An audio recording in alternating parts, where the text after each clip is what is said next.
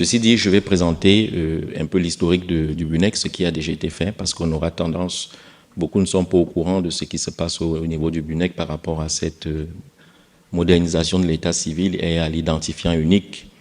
Il faut dire qu'en 2018, le BUNEC a arrêté avec le gouvernement, parce qu'il faut bien préciser avec le gouvernement, un schéma directeur. Et dans ce schéma directeur, il a été convenu que le numéro d'identifiant personnel unique qui sera généré à la naissance sera celui du BUNEC. Il a été dénommé NIPU, donc numéro d'identifiant personnel unique. Une fois que cela a été validé, le BUNEC a directement entrepris, avec l'aide de différents partenaires, partenaires techniques et financiers et partenaires gouvernementaux, à la modernisation de son système d'état civil. En 2024, nous avons eu la validation de la loi, en décembre 2024, portant enregistrement des faits d'état civil qui consacre l'informatisation. Entre-temps, nous avons eu à développer, à implémenter sur certains sites l'informatisation de l'état civil. Il faut dire à ce jour que nous sommes sur 374 sur le territoire national, nous sommes en 65. Nous sommes dans une phase de passage à échelle. D'ici la fin d'année, nous aurons atteint 100 parce que le retour de la région de l'Ouest va être informatisé. Et sur les 65, nous avons 46 qui produisent des actes informatisés. Et dans ces actes informatisés, nous avons chaque acte de naissance a déjà un numéro d'identifiant personnel unique. Donc, les actes ont été sécurisés avec l'apport de l'Antic, où nous avons utilisé la PKI de l'Antic.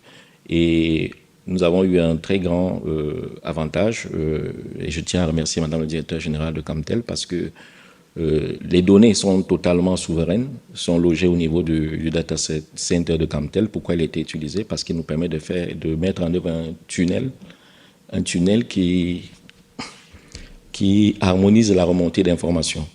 Donc, nous avons une problématique aujourd'hui, c'est qu'il faut que les sites qui ont été informatisés avant le mémorandum d'entente qui a été fixé, qui a été établi entre Camtel et le BUNEC, nous devons encore automatiser la remontée d'informations. Je tiens aussi à signaler que là, nous parlons des actes nouveaux, mais nous avons aussi repris les actes anciens, c'est-à-dire les archives d'état civil. Nous sommes à 800 000. Là-bas, il y a eu un petit ralentissement, mais d'ici la fin d'année, il est prévu 1 500 000 supplémentaires. Maintenant, le gros défi, c'est comment passer à échelle. Naturellement, il y a un problème de financement, il y a un problème de ressources humaines. Maintenant, au niveau de l'interopérabilité, ce qu'il faut savoir, ce qu'il faut arrêter, c'est qu'au niveau du schéma directeur, déjà, l'interopérabilité a été bien définie. Il est prévu que les données d'état civil s'interchangent avec toutes les administrations possibles en fonction du cadre réglementaire qui va être défini. Donc, les données sont regroupées au niveau centralisé d'abord, puis consolidées dans un fichier national de l'état civil qui a été institué dans la loi de 2024. Et à partir de ce fichier national de l'état civil, nous faisons des exportations vers un data warehouse, du data warehouse vers des data marts en fonction des différents besoins des différentes structures.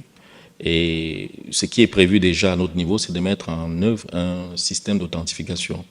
C'est-à-dire sur la base du NIPU, l'usager pourra entrer son NIPU et pourra avoir accès au service d'état civil. Bon, l'avantage que nous avons là, c'est que la solution doit être réfléchie. C'est pour ça que pour nous, cet atelier est une bénédiction. Ce forum est une bénédiction. La solution doit être réfléchie de manière à ce qu'elle puisse être exportable pour que la plateforme d'authentification devienne une plateforme nationale, de manière simple. Il faudrait par exemple que quand je crée un utilisateur je crée un nouvel acte de naissance, cela me génère un numéro d'identifiant personnel unique. Sur la base de ce numéro d'identifiant personnel unique, la plateforme centrale d'authentification puisse récupérer cette information. Et lui maintenant, avec les différents accès, c'est-à-dire chaque structure pourra voir et lui donner les accès en fonction de son annuel. Parce qu'il va falloir des annuels sectoriels et un annuel central qui va permettre la gestion des différents profils. Donc, pour résumer par rapport pour ne pas trop tirer de long en large, parce qu'il y a beaucoup d'éléments qui ont déjà été dits, Par rapport à la vision cible, comme je le disais, l'idéal est que toute personne qui arrive, qui se connecte sur le portail puisse avoir tout accès à tous les services d'état civil, non seulement, mais aussi à tous les autres services gouvernementaux. Ça nous permettrait de rattraper énormément de temps. Le processus de génération est le suivant, c'est la naissance. Quand je dis naissance, ce n'est pas seulement les nouveaux-nés, il faut aussi les actes anciens auxquels on va attribuer des numéros d'identifiant personnel unique. La naissance, après la naissance, nous avons l'insertion au niveau du fichier national de l'état civil et la production du NIPU. Sur la base de cette production du NIPU, il y a un élément très essentiel qui va interagir, c'est l'authentification. Parce que nous savons que la naissance, on peut bel et bien avoir le NIPU, mais il va falloir que les deux bases de données de la DGSN et du BUNEC puissent être intégrées de manière à ce que nous nous rassurons que l'identifiant qui a été défini au niveau du BUNEC a un correspondant exact au niveau de l'état civil. Une fois que nous avons cette authentification, nous avons maintenant les identifiants sectoriels. Il va falloir que les différents identifiants sectoriels, pour chaque identifiant sectoriel, on ait une correspondance avec l'identifiant fondamental, qui sera à ce moment le NIPU. Une fois que nous avons cela, à ce moment, vous comprenez qu'avec la définition des différents droits au niveau des différents annuaires, on pourra avoir accès, via un portail gouvernemental et les API, on pourra avoir accès aux services voulus. Ceci dit, ça c'est la vision et ça c'est le projet principal que nous proposons par rapport à la feuille de route, qui est une interopérabilité forte entre la santé et entre l'état civil et l'identité.